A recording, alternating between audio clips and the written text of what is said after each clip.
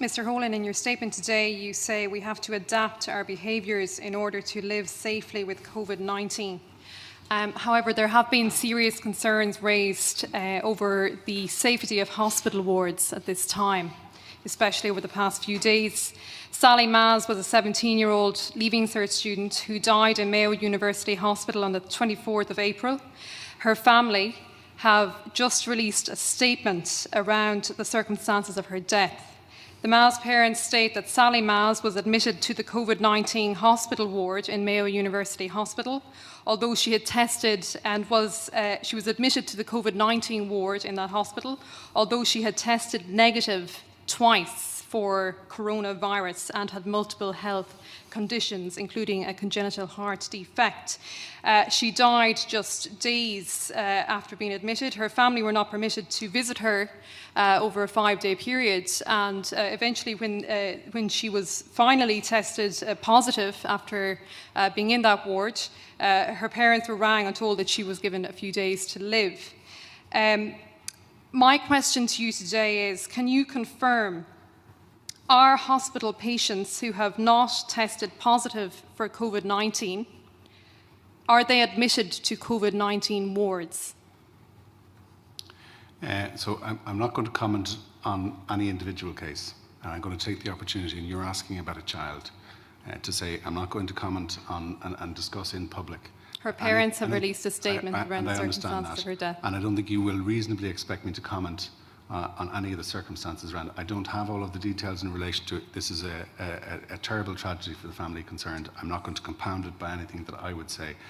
There are clear procedures in place to try to, in the hospital system, provide adequate and appropriate protection for people, separation of people in terms of risk of COVID between areas that are involved in the care of people who are COVID positive and known to be, and areas that are not. Can you confirm that if a patient presents to the emergency ward, which is what happened in this case, can you confirm that a patient who has not tested positive for COVID-19 will not be put into a COVID-19 ward? Can you confirm that?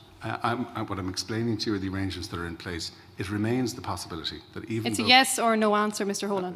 Sorry, please don't interrupt. And I'm trying to give you a clear answer to the question. What I'm saying to you is that the arrangements that we put in place to try to separate are about minimising the risk of infection. This is a very transmissible virus. It's still possible in a situation whereby we have provisions made to try and protect and limit the spread of infection.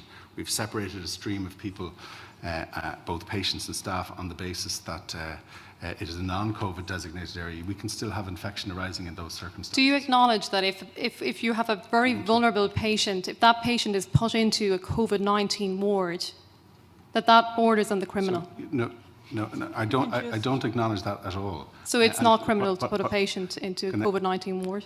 So you're taking circumstances from a case. I do not think it's appropriate for you to do so. I'm asking you for the general public. I'm asking you a question for the sake of the general public. So you're advising people to present at hospitals if they have heart problems, if they have any sort of any problems. And at the same time, serious concerns have been raised around patients who have been put into COVID-19 wards who have not been tested with the virus. So what I'm saying to you is, yes, we're clearly advising people who have concerns in terms of health. We know and we have clear evidence that people who have health needs, sometimes serious emergency health needs, are staying away because of fear of infection. It is the job of the health service to ensure that you are protected in as much as you possibly can be from the spread of this infection when you attend. It is safe and appropriate to do so. But you cannot confirm. You're taking the circumstances of a case that we don't know about, and where I'm telling you clearly, if it is a case in relation to a child, this is not an appropriate thing to be doing. And generalising from it is very appropriate, Mr. Holohan. I'm asking you, for the sake of the general public, can you confirm